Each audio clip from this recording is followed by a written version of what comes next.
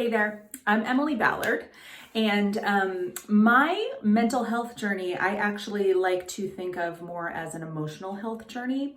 When I think of mental health, I think of the structure of my brain, which obviously plays a part in my well-being and in my health.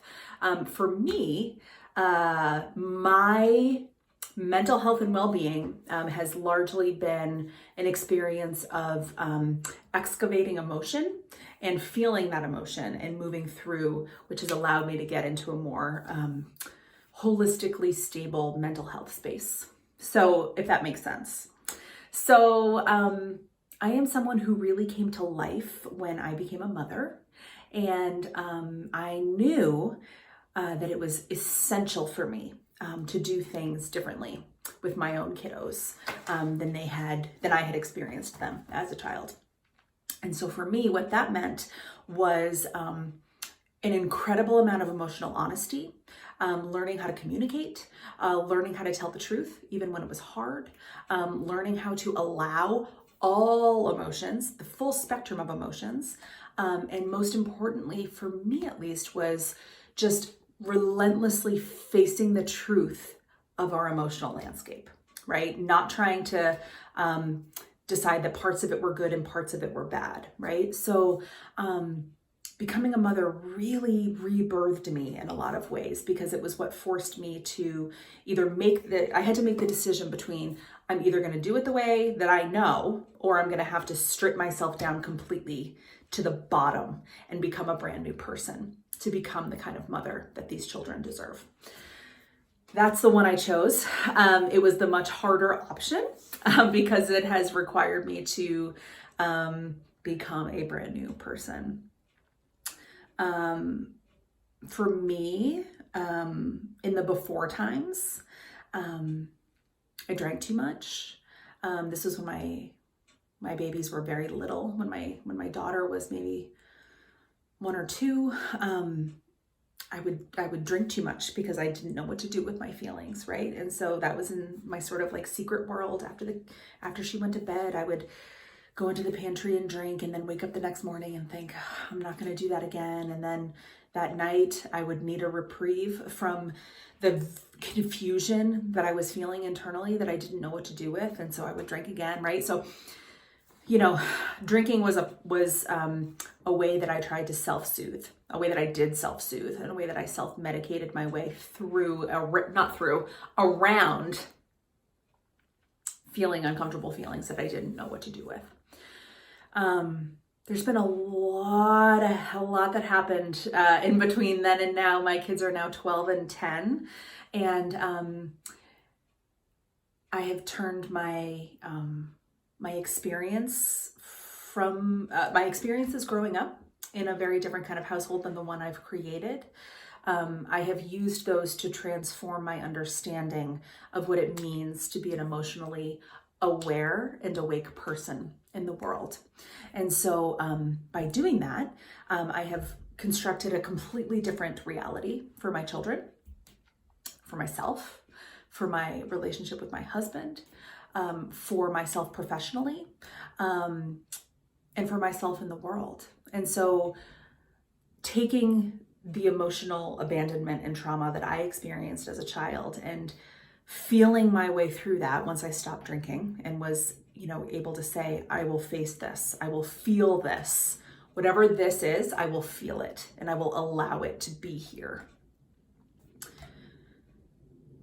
Once I allowed myself to do that, I've been able to move through gradually over many, many years through to a space of complete transformation and complete, what I like to think of as integrated living. That is living from a space of integrity in a holistic kind of way, right? So I'm the me that I am here with you everywhere.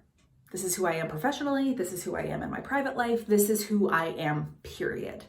And so for me, a huge part of my emotional health journey has been about reintegrating that truth that I can be my whole self in all areas of my life.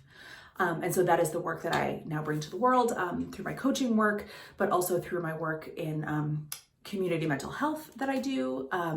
And most importantly, again, as a mother, I really believe that we can create dramatic, lasting, systemic change by being conscious, awake, aware parents who are willing to do the brutally hard work of reclaiming ourselves so that we can show our children what that looks like. It's so important to me. It's like my fundamental truth in the world. What that means practically speaking in our home, I'm white, my husband is white, my children are white. We have conversations daily about systemic racism, about instances of racism that we see. We are constantly poking at our whiteness, asking questions about the harm that our whiteness causes as white people. We are constantly talking about the patriarchy. We are constantly talking about our feelings all the time, right? Like talking about the why of why we are the way we are, why we are reacting to something the way that we're reacting to something, right? Which is something that I model for them. Pause. Okay. Am I feeling stressed right now? Okay, sure. This is an example. I'm not actually feeling stressed right now.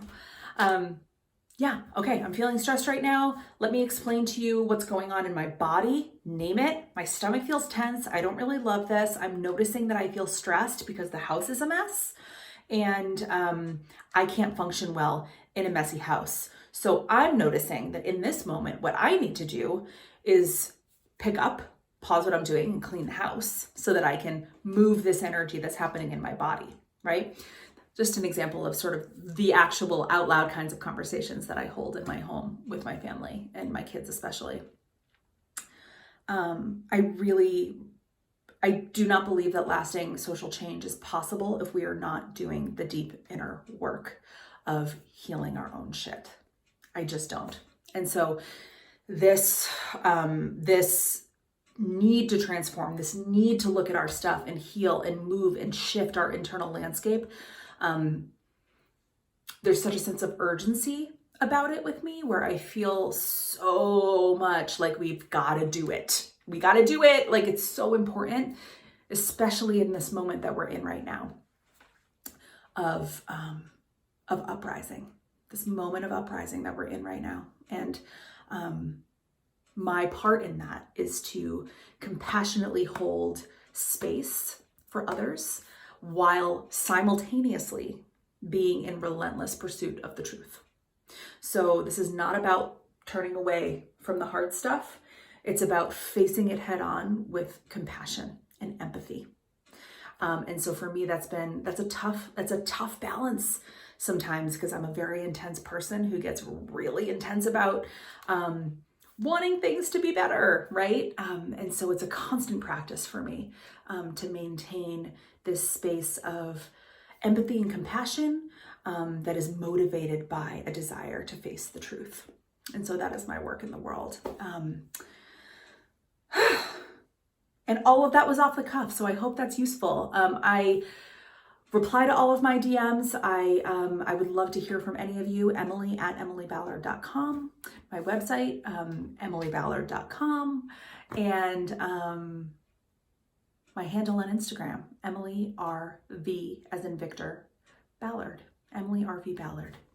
Thank you, Natasha, for inviting me to be a part of this, and many, many, many, many warm and inviting thoughts to all of you to the inside.